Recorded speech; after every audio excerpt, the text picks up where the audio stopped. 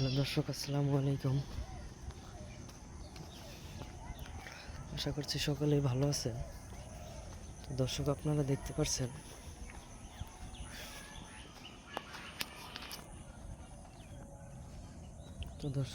দেখতে পাচ্ছেন আমাদের নদীতে প্রচুর পরিমাণের পানা হয়ে গেছে। সেই পানার কারণে ঠিকমতো মাছ ধরা যাচ্ছে না।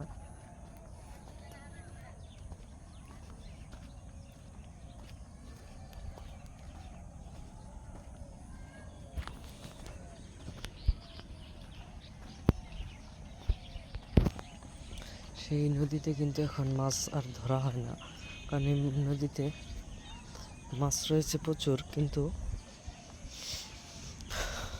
পানাও প্রচুর।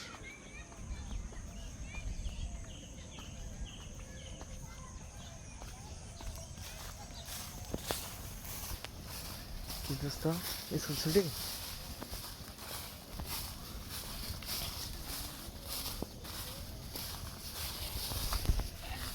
কি আবার গে? দর্শক, দেখতে পাচ্ছেন আমাদের পিছনে যে গাছগুলো,